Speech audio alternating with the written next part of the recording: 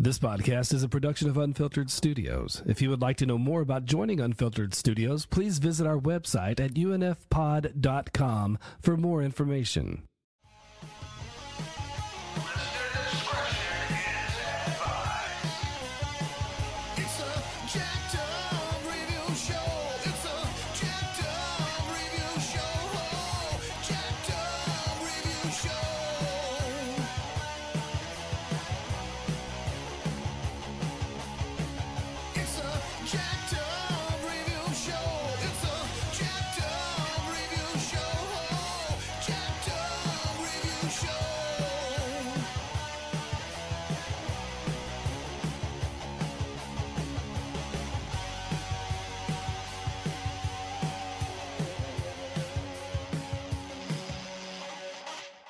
Welcome all. I'm your host, Soli, and we're here for another lovely yet inspiring interview. She's been places most of us haven't, and more than any of us ever will be in a lifetime. Sci-fi author, podcaster, speaker, software engineer, and physicist, Adeena Mignogna. Welcome. Hi, how are you? If only we had your resume. Yeah. I like that people can make it really sound really impressive. It really is. Even if you don't use it anymore, that's not the point. You've gone to different galaxies, literally. Almost. Might as well. I mean, I wish I was this talented. So where did it all begin? When did you become very intrigued by technology and space and science? When did you Definitely when I was a kid. Watching a lot of science fiction, Star Wars and then Star Trek got me interested in robots and space, respectively. My love of robots absolutely came from, R2-D2 and C-3PO. And then love of space came from Star Trek. So, and add in the fact that my dad was an engineer. So I kind of had a STEM parent that, encouraged me in the math and sciencey stuff, especially since it was obvious that I took to it. You needed in order to do all the other awesome, fun brain meld. What really inspired you, though, out of everything that just made you say, I think I got this in me. I think I can do this. It'd be a good career field. I really Star Trek. That the Next Generation was on when I was a high school student, or best show ever. 8th grade in high school. And that was really what convinced me that I wanted to do something with space exploration. The sad thing, though, was at the time, so this is the late 80s, not a lot was happening, especially compared to today. We had, after the Challenger disaster in 1986, it seemed like there was a lull in the industry. So even though I was very interested in doing these things, again, it wasn't like today. Missions were few and far in between.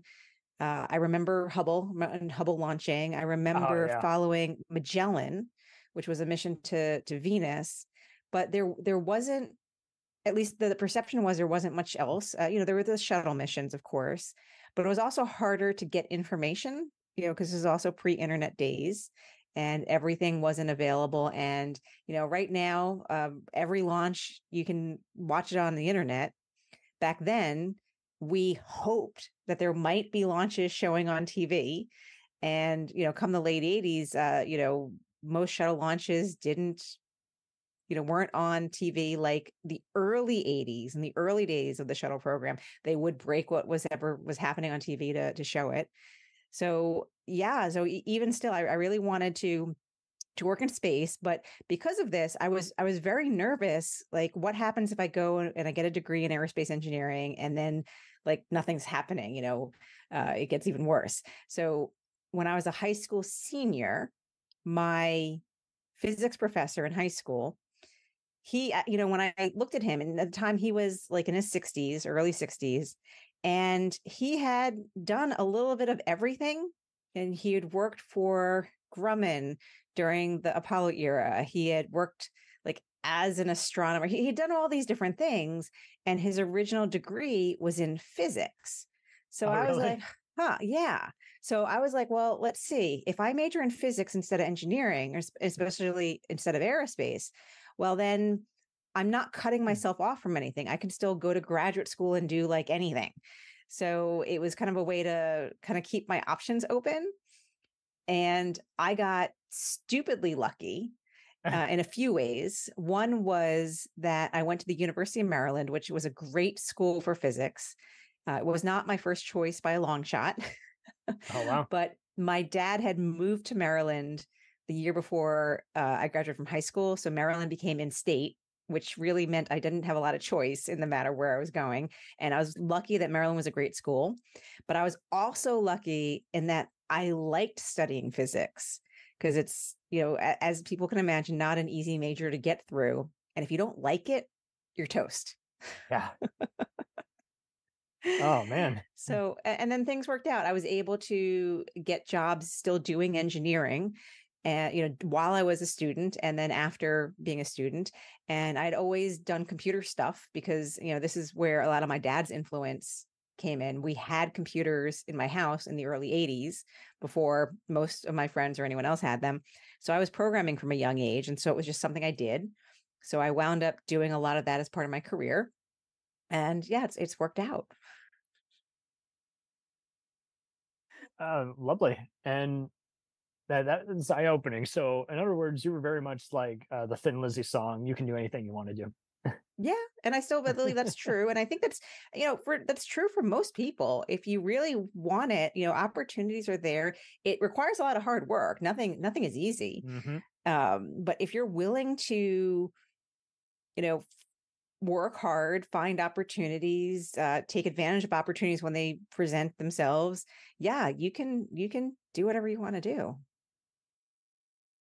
Totally. A lot of health and fitness podcasts have done a really good job of noting how, in an era of mental health and other social awareness, the biggest signs of when you can tell someone's going to be a complete jerk to you or be very unorganized is it's mainly because they got their own insecurities. And so as long as you put those to the side, you can conquer pretty much all kinds of barriers.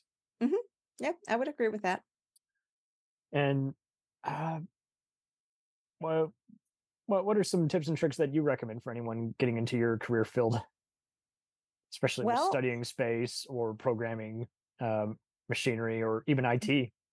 Well, so it's a very wide field. And one of the things I tell to especially high school students is no matter what your true interest is, you can probably overlay that with space exploration. So, because let's say you're not interested necessarily in doing pure engineering or physics, because maybe let's say you haven't done well in math and you hate math. Okay. There is a lot of more, language arts aspects to this. There's communications, there's technical writing, there's, literally art. If you go to NASA's website and look at all the artists, renditions of stuff that we don't, that you can't take photographs of yet. So there's a lot of other things and not just pure engineering or aerospace engineering. And for anyone who is more technically inclined, again, I tell them major in whatever you want to major in. Let's say you want to even be more on like the biological sciences. There's a lot of that overlaid in space exploration too, as we look at medical stuff for people, as we look at growing stuff in space, so whatever you're interested in. I was doing an event through my company at the local Air and Space Museum. So I'm a little north of DC. And so we have the Smithsonian, the National Air and Space Museum down in DC. And then there's the Udvar-Hazy Museum, also, which is actually 10 minutes away from my office, from where I work. And so we periodically do events where we're like hosting, activities for kids and stuff. And there was this one high school student who was he was into fashion. And I'm like, there is still a place for that in space too, especially as we're designing new spacesuits and we're looking at, form, fit, and function of stuff that people need to wear in space. And, clothing these days has become, there's a little aspect of, technology in them as there are new materials and all that. So I think I had convinced him that if he's also interested in space, he can merge his interest in fashion and space together in one too. Bingo. Make it work for two sides of the same coin. So yeah, so the tip there really is, what is your true passion? Follow that. And there's probably going to be like an overlay with space exploration if you're also interested in space. Lovely. I coincidentally do security for the aerospace technology company here in Dallas, Texas. And it is interesting how, sometimes, while I'm doing my patrol, I will see all the various drawings and newest, designs and models they've crafted. And it is intriguing in terms of how, it's just, there's no limit to figuring out different formulas to get the same advantage of perfect travel, perfect space travel, perfect all kinds of other aviation and landing and protocol and safety. What do you think is still kind of the biggest barrier that people haven't been able to really kind of wrap their mind around or justify the research and budget? Well, not for lack of trying, but right now the concept of getting people to Mars is there's still a lot of big It's still issues out there. there. Yeah, it's still out there. A lot of times people will hear about, and I know I've wound up talking about, the radiation that humans will experience out in deep space. That's a biggie. But what was really fascinating to me is I was at a talk put on by a company called Explore Mars back in May. Oh, wow. And this one woman from NASA, and I'm blanking on her name, but we were having a side conversation during one of the breaks. And she was adamant that one of the biggest challenges in a long duration mission like Mars is food. Oh, damn. And not necessarily having an ample supply of food with you, but having enough variety and fresh stuff that people aren't basically driven crazy by the lack thereof. That if you don't have access to variety and fresh food, that is a psychological impediment. And she was adamant People that that's like they're just off a factory. Yeah. And it could really, damage people's mental health. And so she's adamant that is the biggest problem in dealing with that. Because, even though for long duration stuff, we've had people on the International Space Station for 6 months, a year, they routinely get, resupply of fresh stuff and everything. When you're on a trip to Mars, you're not going to have that resupply throughout the mission. So you really are, bringing what you can, what you bring with you is what you'll have with you. So things like that. But yeah, that's insane because it's not just psychological, it's also kind of getting comfortable, I guess, in a new skin. Yeah. Yep. For anyone else getting into this field, anything else that you would recommend they take some serious notes on, saying make sure you really want to do this? Well, what I've seen over the years is people will and do change fields. So it's, generally people are not locked into a field like they think they are. So let's say they get a degree in engineering, they think this is what they're going to do. And then they're in the workforce for a couple of years and they're like, yeah, maybe not. Maybe this is not what I want to do. Nope. Yeah. Or maybe this version of it, or, maybe instead of doing engineering, they'd actually rather be doing just pure math and accounting, or, there's, so don't feel like whatever you're doing is going to lock you into one thing and one thing only. So, it's kind of also a little bit of a mental health thing. Like, don't beat yourself up, or don't panic that the decisions you're making now are truly like, this is it for the rest of your life. Because maybe not necessarily. It's not do or die just yet. Right. It's do for now. Do the best you can right now. But maybe there's something else, but definitely whatever you're doing in the moment, pour yourself into that, because that's actually also how opportunities come, is if you're working hard in the moment, opportunities People just see then the passion. happen. Yeah. I've, a lot of times I've worked with and mentored, students coming right out of college, and they're worried about their next promotion already. And it's like, no, you just got here. Do your job Hold now up, hold and up. pour yourself into this and do what you're doing. Stuff will happen. Don't be like overly anxious for that. Because you do have to get some experience and do some work. For one, also just don't worry, because if you're constantly worried about what's next, you're really not going to be focused on what you're doing right now. That's very eye-opening. Oh, the other one, take good notes. Mm-hmm. And in the form of what I always try to tell people, and again, I think this applies no matter what you're doing. It's not just my field, but keep a work journal. Even if you're not keeping a personal journal, keep a work journal. Especially as time passes, it is hard to remember what you were doing a few months ago. And in many office careers, you do annual performance evaluations, and we're going through that cycle right now. And typically, it's you write a self-appraisal and you submit that, and then colleagues give feedback, and then your manager has to compile it into an end-of-year performance evaluation. And so a couple of things are, one, take good notes on what you've done through the year, because it will make writing that self-evaluation much easier. When you're late in the year and you're like, what the heck was I doing in January? You can go back to your notes. Two, it also helps because you'll be asked to provide feedback on your colleagues too. And, Yeah. what was I doing with that colleague back in January? I don't remember, without your notes. And just also because things will repeat, and even for yourself, even a couple of years down the road, you'll run into someone or you'll run into a situation and be like, wow, this sounds familiar. I feel like I went through this before. And then you'll have your notes, and so take a work journal, start now. Mm-hmm.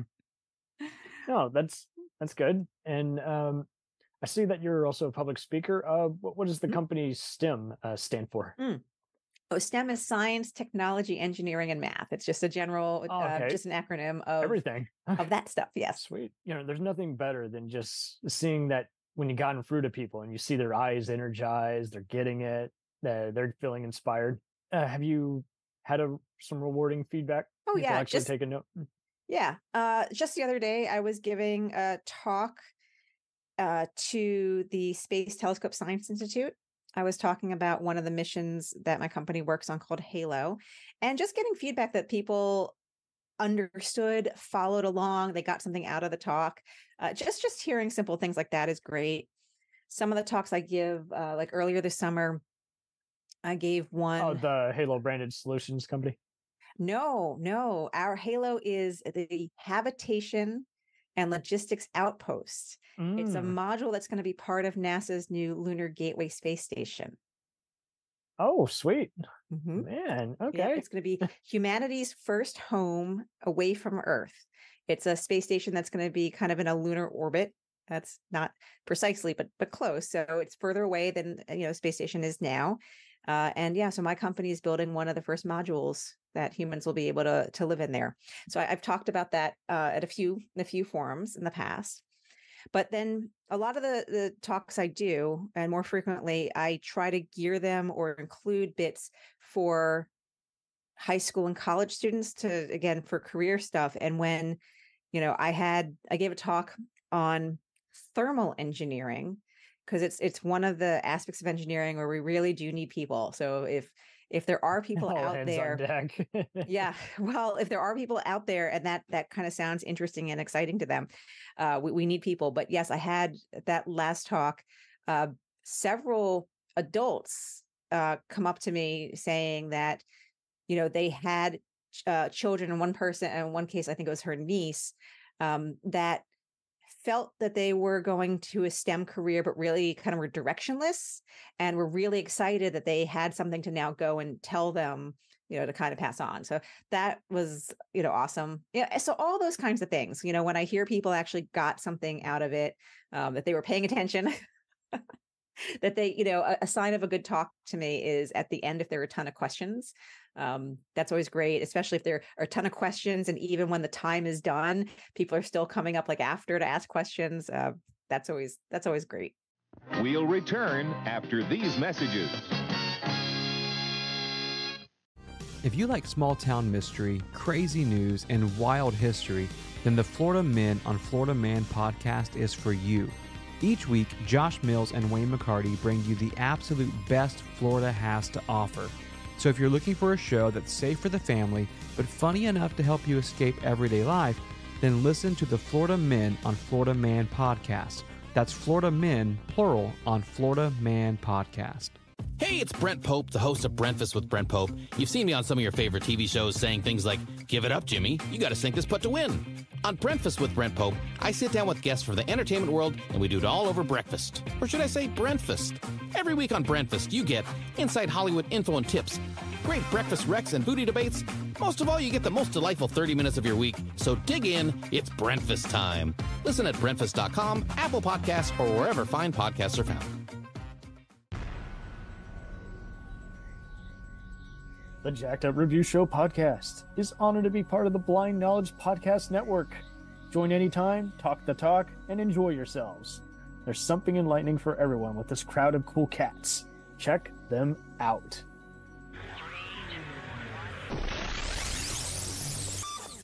And has it been a big, real turnout? Have you seen like some serious, just because I've been to a few different colleges, and it seemed like engineering was always a huge turnout at numerous universities. Yeah, it seems so. I haven't tracked any like specific statistics recently. So when I give talks, I'm usually actually at things like science fiction conventions and talking to a mixed group of people.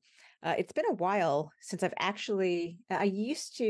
been back to my alma mater several times to talk, although now that I think about it, it's been a little while. But, generally, I think the last time I was looking at some actual statistics is, and this is really hard to believe, but enrollments in STEM careers are a little down across the board. Yeah. And which is amazing because that's where the jobs are. Having like or needing people in STEM fields and in advanced fields hasn't slowed down, and it's going to increase. So, it behooves people to still do that. That's lovely. Yeah. Do you have any friends or family who you've been able to also pick their brain and inspire them, and they're considering it? Well, my own kids are a little too young, but the other day I asked my 13-year-old, like, if you had to decide what you were going to do right now, what would it be? And he was interested in aeronautical engineering, specifically more like things flying through the air, not space so much, but the air, so airplane stuff. And I was like, wow, because I'd never heard him say anything like that before. But other times, he's said other things that had a STEMmy feel to it. So I mean, like if at least my kids go into something STEM related, I'd like to think I'll take credit for that. Wait. Part of it is right. It's just exposure. And it's normal for kids to go and be interested in things that their parents are interested in, just because that's what they're exposed to. So, yeah. But if other kids, eventually come up and say, "Hey, Miss Mignogna or Miss Adeena," or I used to go by Miss A, I went to college for blah, blah, blah, and you inspired me and yada. That'd be awesome. I'd love to hear that. Yeah, that's perfect kind of feedback to have. Yep. Altogether, are you hoping that teaching this is going to get a little easier for some? Ask that question in a slightly different way. I'm not sure Do you feel like approaching the teachings to the subject matter is going to get a little easier? I don't know. But what's really interesting is, of course, the generative AI tools like ChatGPT that can take material and you can say, "Hey, explain this to me as if I was a fifth grader." And I've played around to see, kind of that. And I've talked to, especially my older son, who's old enough to access and use ChatGPT. And I think having a tool like that can do that is incredibly powerful. And of course, with any technology, there's upsides and there's downsides. There's pros and cons. There's the good and the bad. There's using it properly and using it, misusing it. But I think as an educational tool like that, it could be pretty powerful. with the understanding that currently that particular tool and the way it was trained, you can't rely on it for fact-based information. You can't, it's not a tool that is designed to give you factual information, but be a language predictor, which is a very different thing. But still the kind of technology that represents. And then if you have, because you have that kind of a tool available, you can have ones that are trained to just have the actual facts. I think that can be a game changer and help bring more knowledge to more people. Okay, sweet. And anything, any other events or classes that you'd like to promote from there? Well, of course, the books that I write tend to be, I try to make it interesting enough with a little bit of stuff snuck in there to make people be like, oh, that's interesting. I wonder if that's a real thing or not. So I have a series of science fiction novels called the Robot Galaxy series, starting with Crazy Foolish Robots. Oh, yes, your book series. Yes. Yeah.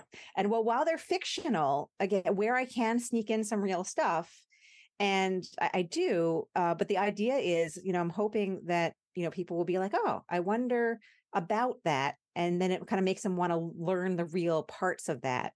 And, I do that with some space stuff, with some computer science stuff. The next book that I have coming out in a few months, that's a standalone, it's called Lunar Logic. More of the same, similar thing is where while they're sentient robots, which is not real, and I'm not, the location where they are on the moon and everything about how they're living on the moon and just everything about the moon and the technology there, I'm trying to make it as realish as possible. The idea being that hopefully some people will be interested and be like, oh, that'd be very interesting about living on the moon. I wonder where we are in real, what's the reality there and everything. Just and get say, folks for to start asking instance, questions with this or that scenario, and then add this bit of science that does actually exist, just like any good sci-fi writing. Yeah. Have you met any other famous scientists or sci-fi writers? Well, on my own podcast, we recently interviewed John Scalzi, who is a Hugo and Nebula award-winning sci-fi writer, and he's my current living favorite sci-fi author. So sweet. What has he done? I'm ignorant. That's okay. That's okay. Well, his recent book that just came out is called Starter Villain. But some of his and it was enjoyable. But one is he that like sci-fi fantasy or cyberpunkish or I would say just straight sci-fi with a little bit of humor, quirkiness. Asimov, Heinlein-ish. Definitely, I would say also inspired by, like a lot of us were. One of his, to me, his bestest book ever, and it was a Hugo winning one as well, was called Red Shirts, which is a little bit of parody of Star Trek. It's great. Oh my God, it's great. It is a hoot. Oh, it's the best. And, it's even better, the audiobook version, because it's narrated by Will Wheaton. Yeah. It is just such a perfect pairing. Because he's got the right kind of snarkiness and sarcasm to go along with the material. Yeah. And so that is his style that shines through in the majority of his novels in some way, shape, or form. And Will Wheaton has actually narrated a lot of his audiobooks, including the recent ones. So sweet. Yeah. Okay. Awesome.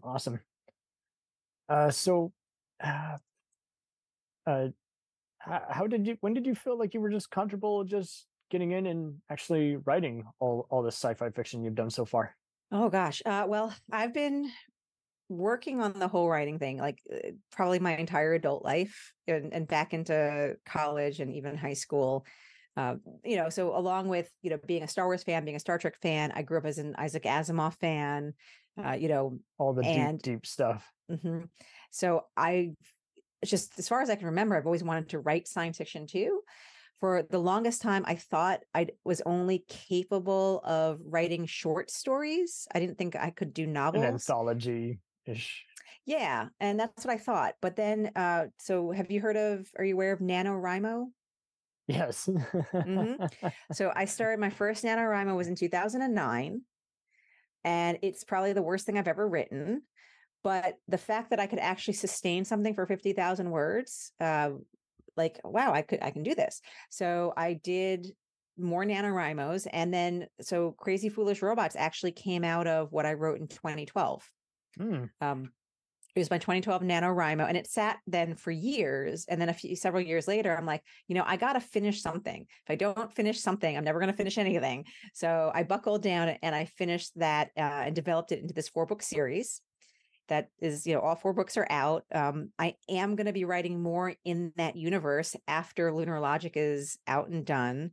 And Lunar Logic is just a completely unrelated standalone, which actually started also out as a NaNoWriMo book a few years ago. But and I still work on the short stories, but since I'm deep in the novels right now, the short stories are kind of on the back burner. Not completely. I do some, but just not as much as I used to. Okay.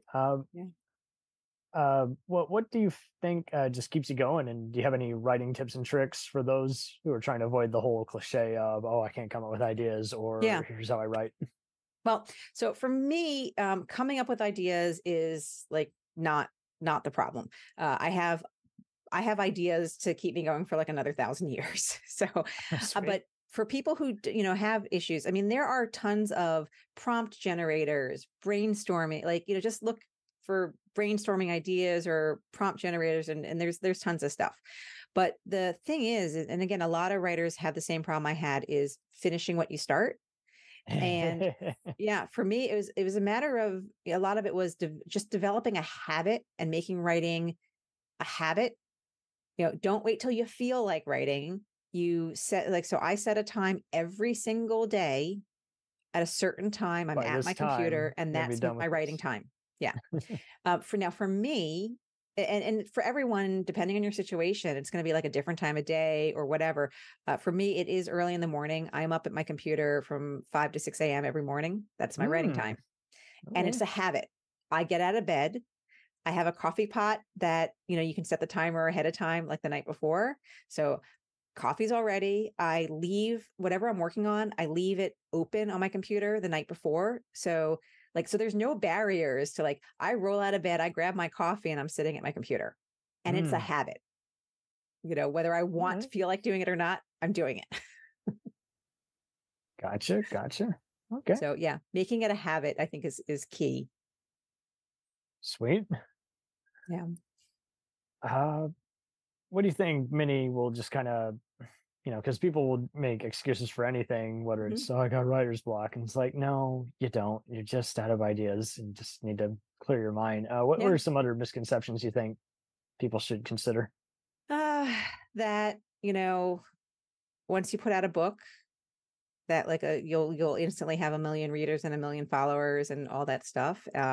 Especially as an indie published author, it's a lot of work to market your book too.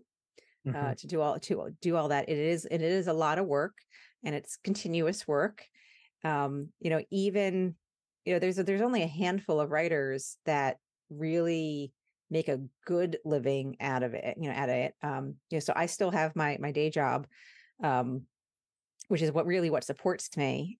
I think there's that. I mean, there's doing the system engineering. Yeah. And I think, because I'm on several forums on Facebook with a lot of writers, and there are a lot of people every week. I see someone post in one of these forums, I put out my book last month and I've only gotten like 10 sales. And it's like, man, you just started. You just started. No one knows who you are. You've hardly done any advertising or marketing, and you've actually got 10 sales. That's like, you should actually be happy, not disappointed. So it's really setting the appropriate expectations for that is a big key. And then also, kind of knowing if you're interested in the like indie publishing path versus traditional paths. And I recommend to people, if you're new to, and you have no idea what I'm talking about, first worry about writing the book, and then you can Google, there's a whole pile of, especially on YouTube, good like YouTubers who talk about the craft of writing, the business of writing, and will break down the indie versus traditional and all that stuff. Okay, sweet. Sweet. Yeah. Any writing courses or other tutorials you recommend others do, whether it's looking at a YouTube video or a Yeah. how-to book? So a lot of it depends on where you're starting from. I still tell people the big thing you need to just do is write. Just write. Just Don't worry about anything else. a little bit every day. Yeah, because you can always go back and revise, fix, recraft it. Because a lot of times classes, books, all those things they're just another distraction. They're just another way to procrastinate from actually doing the writing. That said, I mean, I started off in high school, I took a creative writing class. In college, I took a creative writing class. I have been reading craft books on and off, for forever. And there are so many different ones, and different techniques will resonate with different people. But really, it started to gel for me still after I had done a few NaNoWriMos and after I had written a couple terrible novels.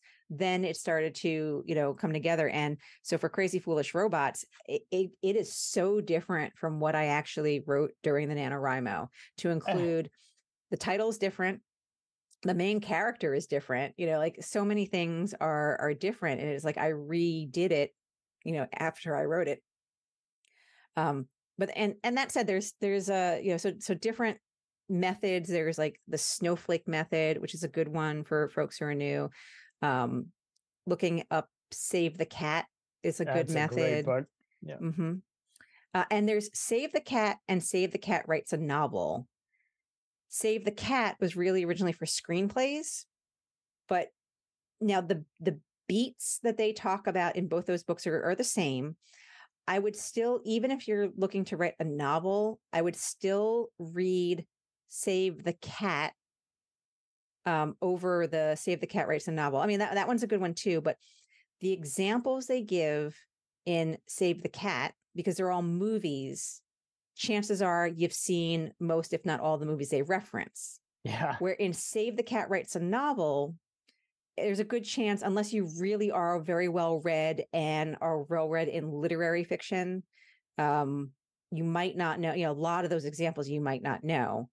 And again, for someone like me, who I'm well read in science fiction, but not necessarily in just general literary fiction, there's a ton I didn't know there. And I think that's going to be true for a lot of people who maybe want to write, like, say, a science fiction novel and know science fiction and fantasy and don't necessarily know other, literary stuff. So, but again, all those different methods, like, are going to work for different people. It's still, at the end of the day, you just have to write, sit down and write. Okay, nice. Don't make it hard unless you want to. Yeah. Yeah. And everything is a procrastination. Mm-hmm. Like, everything gets in the, really everything. Just, pick your writing time a day. That's all you do during that writing time a day. Then use the other times you can do other things. And again, and that's what I do. Like, in my 5 to 6 a.m. in the morning, that's writing time. In the evening, I'll do some other things, like some of my marketing, talking to people, like on interviews like this, all that other stuff happens, in the evening after the kids are in bed and stuff. Sweet. How did you get involved with the big SciFi podcast? Oh, that's a fun story. So me and my co-hosts, Steve, Brian, and Chris, we were all writing for a Trek fan website. And through that, we thought we were going to do some podcasting with the person who ran that website. One thing led to another, and that didn't work out. But the four of us, we kind of were like, well, wait, we still want to podcast and do this. So we decided to make our own podcast. We're very, very, very heavy on the Trek, but we're all science fiction. And that's why we're called the Big Sci-Fi Podcast. But because we're heavy on the Trek, we are a member of the Trek Geeks Network, podcast network. And yeah, we've been doing it for almost 2 years. What we do is we release an episode a week, and about 20 episodes for our season. And then we take a little break and we have some like little short snippets for a month. And then we come back with our next season. And it's a mix of interviews and just going over certain either Star Trek episodes or science fiction movies or science fiction themes. Anything there's that just so much. has a topic, Which, yeah, and there's just so much. In fact, our episode coming out tomorrow, we talked about the Star Trek Litverse, and we had two of the contemporary Star Trek authors, Dayton Ward and Keith DeCandido. They're so cool. Yes, they're awesome. And they came and talked to us. So that episode's coming out tomorrow.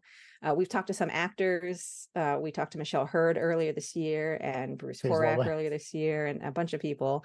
And we even talked to even outside of that, one of my coworkers is also a former astronaut, and he came and talked to us, Rick Mastracchio. But then we will cover we'll do a recap of the latest season of Picard or Strange New Worlds, or last week the episode that we did covered the Ghostbusters movie and franchise. It's a whole wide science fiction. It's a big science fiction universe, which is why we're the big sci-fi podcast. There you go, man. All runs together after a while. Yep. Well, and so we just last night, it'll be out starting in a week or so, because our episode with Keith and Dayton that comes out tomorrow, that's the end of our season 4. I know it's always tough a blur. To keep track of podcast seasons when you're prepping it all. What's going to happen is, our in-between season content is we decided to write our own science fiction. So each little short that's going to come out for the next few weeks will be one of us reading a flash fiction story that we wrote. And then we spent 5 minutes reading the story to each other. And none of us had heard our stories, before. We wrote it specifically for this. And then we spent about 5 minutes discussing it. And it was so much fun. Sweet. Yeah. So we do a little bit of everything. And we'll be for folks who might be at Trek Long Island next spring. We were at Trek Long Island this past year. We'll be there again. Sweet. Yeah. We're busy. We keep busy. No shortage of busyness. Yeah. Anything else you'd recommend for those, just again, trying to do their damnedest? Stand out in their career. Yeah, well, that's exactly it. Is working hard is, to me, still one of the best ways to stand out, to get noticed. Don't shy away from opportunities. Kind of like put yourself out there a little bit. Early in my career, there were a couple opportunities where they were stretch assignments for me, and it was going to be extra work, and it was going to be, definitely a level up from where I really was. But the opportunity was there is because there wasn't, there was some roles that needed to be filled, and no one was there to do it, and it needed to get done. So I just kind of raised my hand and said, "Hey, I'll do it if you guys will let me." And that kind of thing that worked out. And that's things like that will help you stand out, but you have to do the work. There's no getting around ever in anything ever. Always that's worthwhile doing. It's always work. But if you're in a career that you're passionate about, I won't say that it makes every day like play, because it's not true. It's still work, but it's rewarding work if you're enjoying what you're doing. Sweet. Also, what do you think just really just gets you up in the morning, knowing that you can make a difference and you're doing something you're actually dedicated to? Well, I think the first thing that gets me up in the morning is my kids. And not because they're waking me up in the morning, but, being a mom and having to take care of my kids. So that gets me, I don't have a choice. If I want to stay in bed, I have no choice. But no, I mean, especially because I put my writing session first thing in the morning. Really, my alarm goes off at 5. I'm up at 5 with my coffee right here at my computer, working. On days that I know what it feels like to miss that, as in where I have had days where I don't feel like it, or something else gets in the way. Like my youngest, when he was a little younger, like right now, knock on wood, he predictably sleeps in till 6 something. But there was a time when he was a little younger where maybe he's waking up early and that completely disrupts my routine. Yeah. Well, but the thing is, so I know what it feels like to miss my morning writing session, and Yep. I'm utterly miserable the rest of the day. So what I'll say is what gets me up is, and gets me doing that is, I know if I at least get my hour-long writing session in the morning, I've done that for the day. I could, the rest of the day, then I can move on, right? With the rest of my Mhm. day, whatever happens. It's all gonna matter. Yeah. Okay. Sweet. And do you want to talk about your upcoming novel? Oh, okay. So Lunar Logic, Lunar Logic, it's going to yeah. be a lot of fun. And it's really funny because it's completely rewritten from the original two. Originally, what I had written was like a little darker, and I decided to lighten up the tone quite a bit. But it follows Aiden and a few other robot androids that they live on the moon. And at first, sort of, they, they're doing their thing and they don't know about humans. Then some clues fall their way and they're like, what's this? And they start The learning cookie about humans. crumbles. And everything kind of gets upended as they start figuring out kind of like the truth of their existence and, figuring out finding a new normal, or possibly getting reset because they are robots, but they, are on the moon. So the novel pretty much takes place on the moon about 100 years from now. And I've done my best to kind of extrapolate from what I really know about what's possible on the moon, to set up what I have there. And it's a lot of philosophizing. Philosophizing? Am I pronouncing that word right? Philosophizing. It's a lot of philosophy in there. Let's just say that. In addition to the technology stuff. And so it comes out in January. And it's currently available. The ebook is available for pre-sale on Amazon. It's Lunar Logic. Sweet. I've signed up to your newsletters, so I'm looking forward. Yay. Yes, and I have a newsletter where you can follow along all these shenanigans and know about my books and where I might be speaking next and all kinds of stuff. Stellar. Okay, well, man, yeah, I picked your brain and you've blown my mind. So congrats. Well, good. But altogether, this was just very detailed and very intriguing. So, altogether,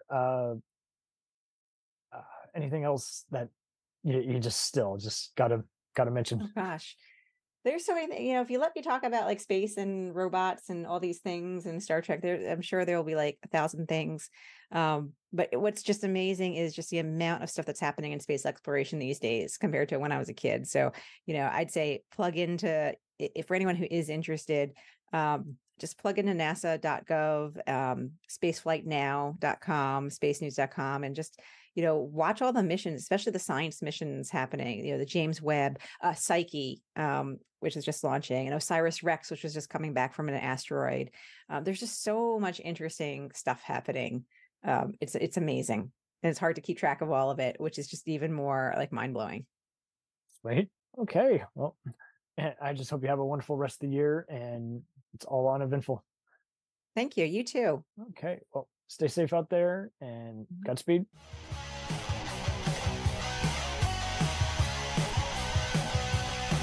Follow us on the web on Facebook, Twitter, and Instagram. The podcast is available on Podbean, Spotify, iHeartRadio, Anchor, Apple, and anywhere else podcasts are available.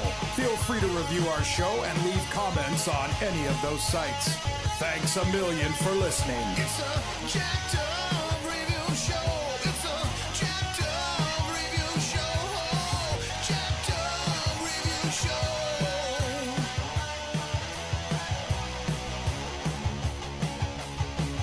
It's a jacked up review show. It's a jacked up review show.